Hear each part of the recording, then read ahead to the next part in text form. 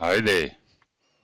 Welcome back to another exciting lesson of this Delphi Programming Tutorial series for beginners.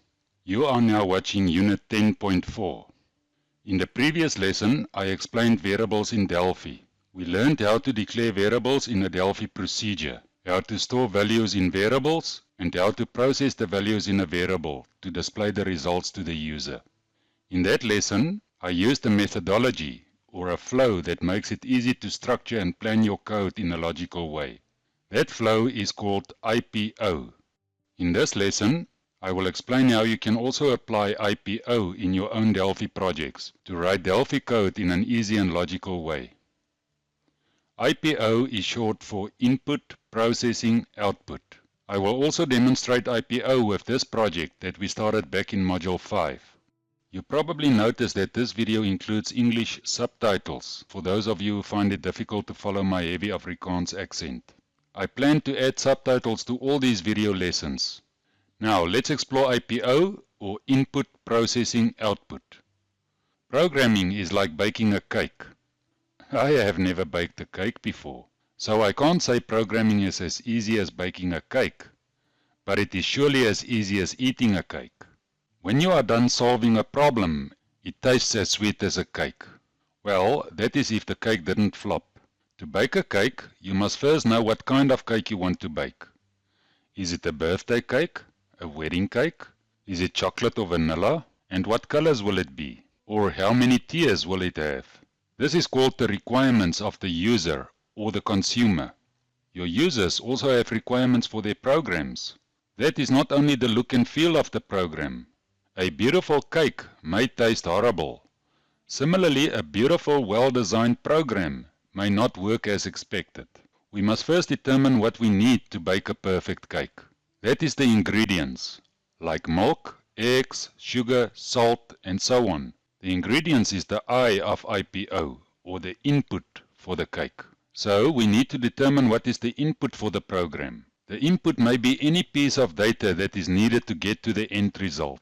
That may be input that the user must provide by typing or selecting values, for example text values in edits, numbers in spin edits, selections in combo boxes, checkboxes, and so on. Later in our demo, we will see that we read this ingredients or input from the components and we save that input in variables that we declare. The P in IPO is for processing. When baking a cake, the processing happens by applying a recipe. That means mixing and preparing the ingredients. Similarly, in a program, we take the input and process it by doing all kinds of calculations, conversions, concatenations, formatting, and other transformations with the ingredients or the input. In our demo, you will see how we process the inputs received by the user and how we save it in the input variables to produce the desired results, just like a bakery will process the ingredients for a cake. Finally, the O in IPO is for output. The output is our cake. That is the ultimate goal, a program that looks and feels and tastes exactly the way that the end user wanted it to be. As you can see here, we define the solution or user's requirements first. Then we work our way back to get to the result by first getting the input. Then we apply a recipe that will process the input, which will then eventually produce the desired output. As easy as that. Now, let's see how we can plan all of this IPO stuff. To lay out the proper plan, we sometimes need to do a little bit of paperwork. I know, programmers hate paperwork. But this is not a lot of admin. Just grab a piece of paper before you start your project and draw 3 columns with the headers, input, processing, output. This is for your own use, so it doesn't have to be neat and pretty like mine. This is called an IPO chart or an IPO table. Next, you must view the graphical user interface and identify the input components. That will be all the components or fields for which the user must type or select a value, like these edits, combo boxes, spin edits, and checkboxes. You will list them all under your input column of the IPO chart. By doing this, you get the ingredients for your program. These values, provided by the user, will eventually end up in input variables that we will declare. Next, you determine what the output will look like according to the requirements of the users. For example, Here we see the inputs from the first name and the surname will become a full name. And all the individual address fields will become a full address. We also need to convert numbers, like the age, to display it as text. Furthermore, we want to take the age and do calculations with it to display the age in different intervals and time frames, like decades and centuries. Under my output column in the IPO chart, I write down all these values, like conversions, concatenations, calculations, and so on. You can also write down where or how the output must be presented. For example, here in line with my address inputs, I write down full address to RED output.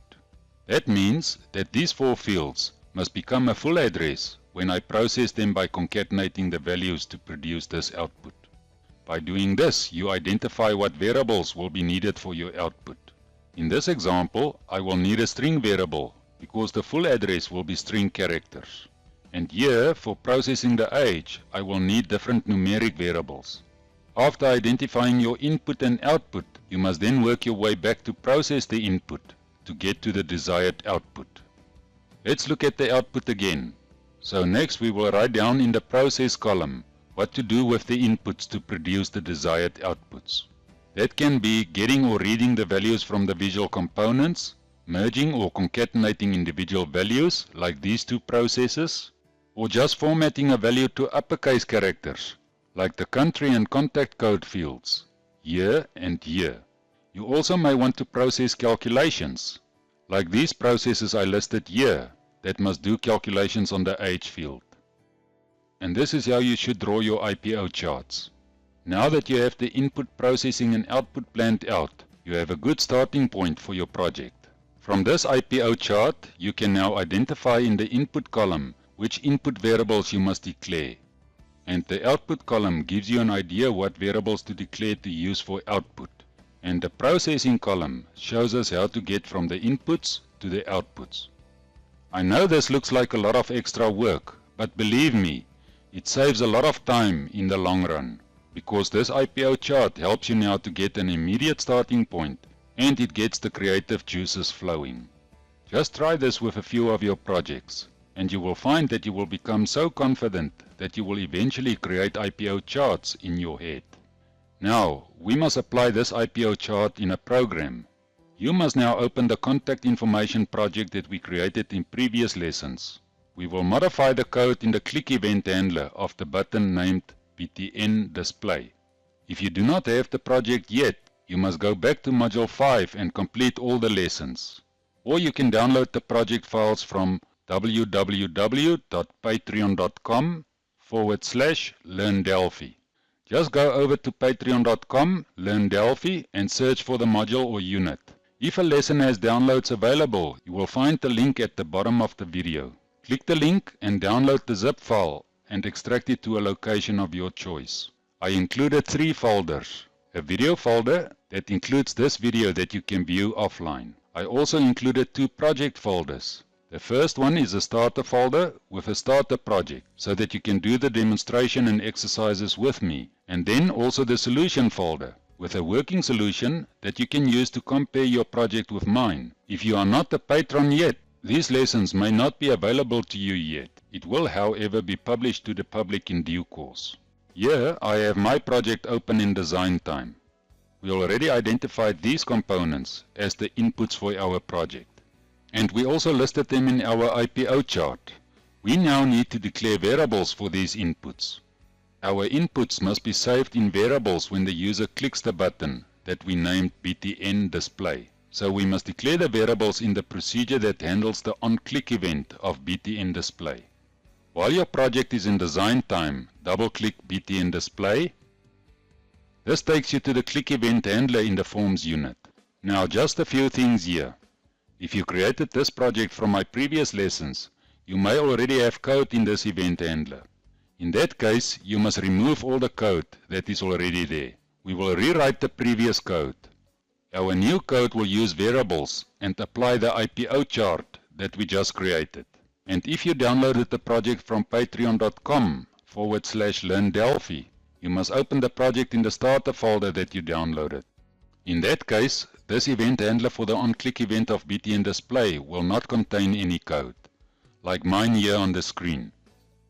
Let's start declaring the input variables that must store the values provided by the user in the input components. Put your cursor here in front of the begin statement and press enter to make space for the variables. In the previous lesson, you learned that all the variables that you declare for this procedure must be declared between the procedure header and the begin statement. Later you will learn about the scope of variables, but for now, just know that these variables you declare here will only be visible to the code we write between the begin and the end statement of this procedure.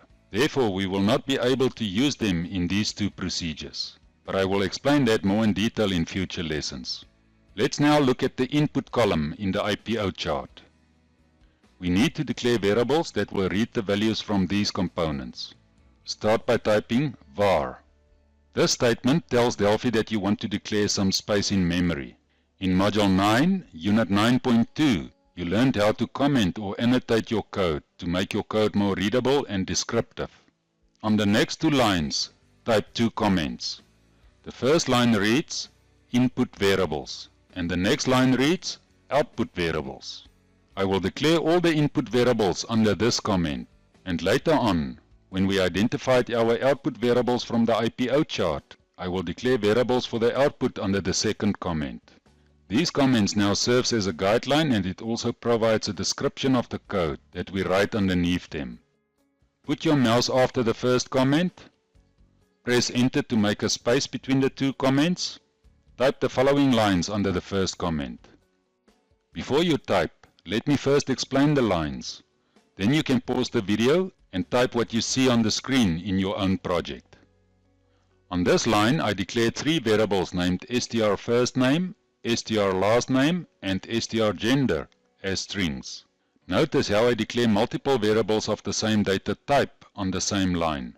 They will all be strings because the first name and last name values will come from text properties of these two edits, named edt first name and edt surname.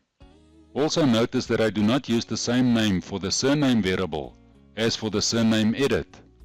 The edit's name is edt surname, while the name of the variable is str last name and not str surname. I did that intentionally to demonstrate to you that the name of a component and the name of a variable that will save the value for a component do not have to be the same. As long as these names are descriptive and as long as you follow the rules and conventions you learned in Unit 7.1. Under this section in our IPO table, we have an age spin edit called sedAge. A spin edit displays numbers. Therefore, we need to declare one of the numeric data types. A user's age will never exceed 100 because we restricted the max value property to only go up to 100. The min value property is set to 0 because we do not want the user to choose an age lower than 0 years old. Also, the age will be a whole number, so we have to declare a variable that uses one of the integer or whole number data types. Because an age will not be lower than 0, or higher than 100, it fits into the range of numbers for a byte variable. In Unit 10.2, you saw that a byte stores whole numbers from 0 to 255. So on this line, I declare a variable named bteAge as byte. Now let's move on to the address details section of the IPO table. We have these four edits for the address fields. They will all be saved in string variables, like I did on this line. Then the contact details section, the text in edt telephone and edt email will both be stored as string variables. So on this line I declared two string variables named str telephone and str email as string. Our users must also indicate if they want to opt in for monthly newsletters by checking or unchecking this checkbox. If a user selects to receive a newsletter, the checked property of the checkbox will be true, otherwise it will be false. True and false values are saved in a Boolean variable. This is how I declared the variable.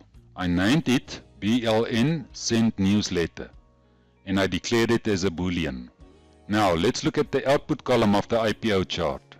We already have variables for the gender, age, telephone, email and newsletter fields. Their values will not need any processing so we will reuse the input variables to display their values as output. There is no need to declare them again. However, we need variables to output the full name, contact code, full address, as well as variables that will store the results of mathematical expressions for the age outputs. So here, under the comment that reads output variables, I type the code to declare variables for those outputs. On this line, I declared string variables named str full name, str contact code, and str full address. Because the age can go up to 100, the highest values for age in months can therefore exceed the maximum value of a byte. For example, if the user is older than 21, the age in months will exceed 255, which is the maximum number allowed by a byte. Therefore, we declare an integer data type that can take a bigger number. A small int can go bigger than 255. It can store up to 32,767. On this line, I declared a variable named SML age in months. The age in 5 years can be a byte because it will never exceed 105. But on this line, I declared it as an integer. I just did that so that we have a variety of data types to work with. However, an integer takes 4 bytes in memory, while a byte only takes 1 byte. So it's better to declare a byte. For the sake of demonstration purposes, I declared an integer called int age in 5 years. These values for the age in decades, centuries and millennia will be calculated by dividing the age by 10, 100 and 1000. If your variables must store a result of a division, it is very likely that the result can be a decimal. We do not need a very precise fraction, so we can declare variables of type single.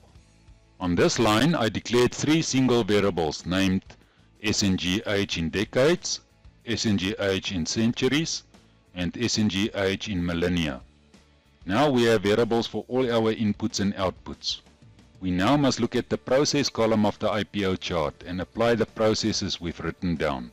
All the assignments and other tasks we need to perform must be typed between the begin and end statements here. So put your cursor between the begin and end statements and type another comment that reads, get inputs and store in input variables. On the next line, you must type the following assignment statements. But let me first explain before you start typing. After I explain the code, you may pause the video and mimic my code in your copy of the project. Let's look at my code. Like explained before, it is easier to read code from the back of the line. So this line will read, get the value from the text property of the edit called edt first name and assign the value to the string variable we declared at the top called str first name. You can also go and read the rest of the lines like this. I just want to point out a few things. All the text properties of our edit components are assigned to string variables. The value property of the age pin edit is assigned to the byte variable we declared, named bte age. The text of the gender combo box is also assigned to a string. And the check property of the send newsletter combo box is assigned to the boolean variable we called bln send newsletter. Another thing, Delphi will not recognize these variable names if we declared them in a different procedure. When Delphi's compiler executes these lines of code, the values provided by the user will be saved by these variables in memory. Now go to the next line. Press enter again to make a blank line. Now type a comment that reads process output values. We must now perform all the tasks in the process column and store the results in the output variables we declared here on the top. This is the statements to do the processing and the assignments. On this line, we retrieve the values that we already stored in the 2 input string variables, named str first name and str last name. We concatenate these values by separating them with a space. When we use the plus operator with strings, we do concatenation, which will merge or join strings together.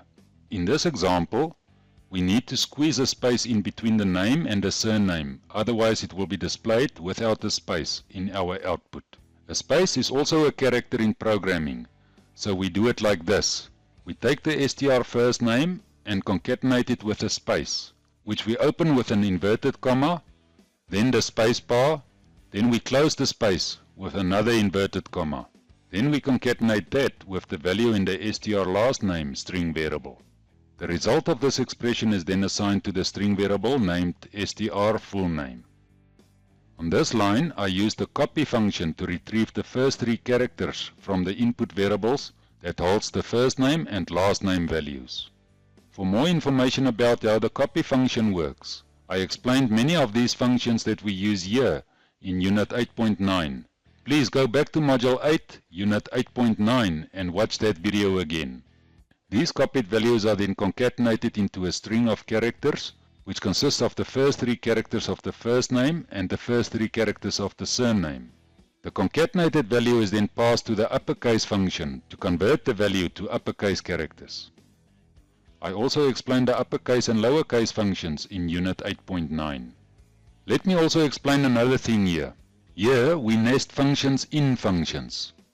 Delphi will execute the innermost function first. The result of those functions is then passed to the outer function.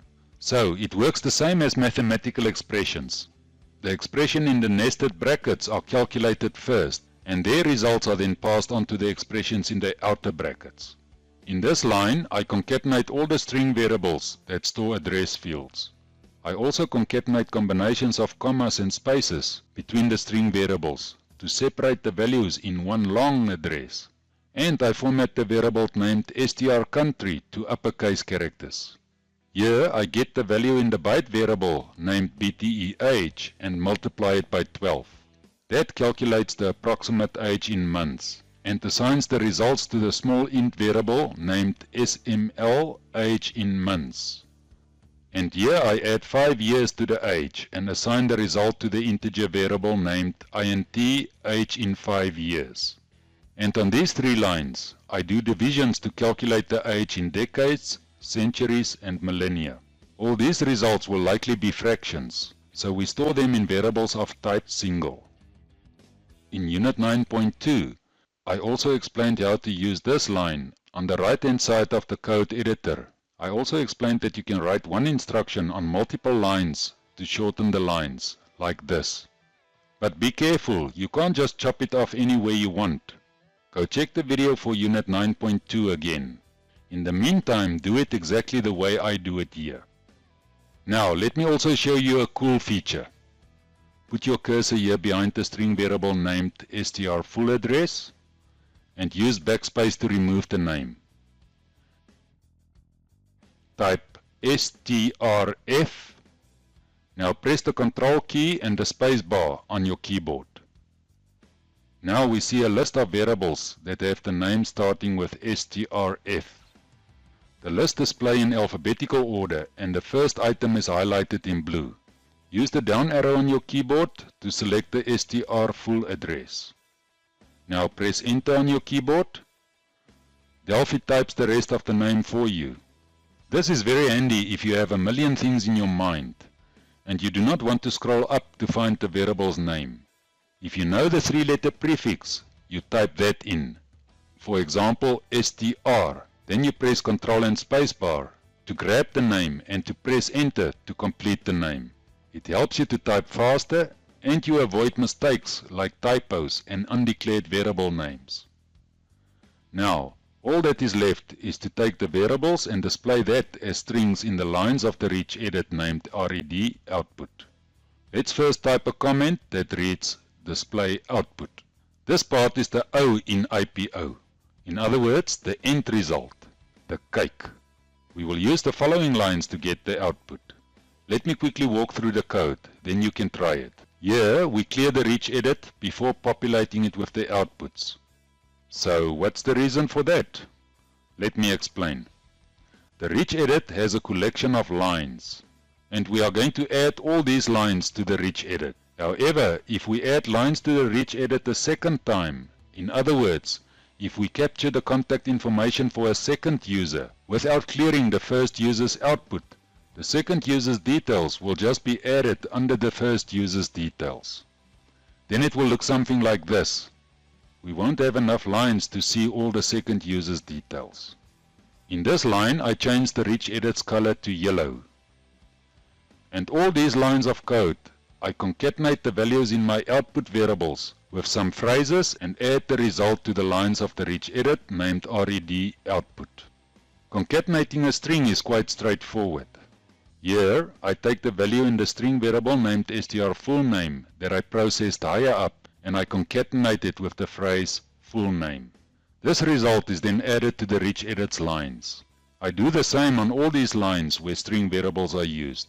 On this line, I take the number in the byte named bteh, then I first convert it from a number to a string with the intoString function. I then concatenate it with the phrase age, and then add the result to the rich edits lines. I do the same on all these lines where integer data types are used. That means all the byte, small int and integer variables must first be converted to strings with the intoString function.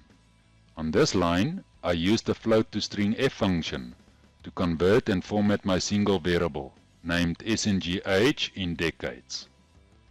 We will do a few lessons where we will learn about all these functions.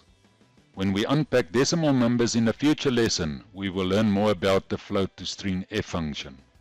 For now, you only need to know that this function converts the number in a single variable to a string, and in the same process also formats the number to a fixed float format of 2 decimal digits and precision. Float to string f can also be used for variables that are of the extended and double data types, but more about that in later lessons. After the function performs its work, the result is concatenated to the phrase age in decades and then added to the rich edits lines. I do the same here for the age in centuries and the age in millennia, where I also need to output the values in double variables. Finally, this line takes the value in the Boolean variable and first converts it to a string with the toString method before concatenating it with the phrase send newsletter. If the value is true, it will be 0. If the value is false, it will be -1. In future lessons, I will show you how to use the Boolean data type. Here we see that some of the lines of code is a bit long. I'll split it over multiple lines, like this.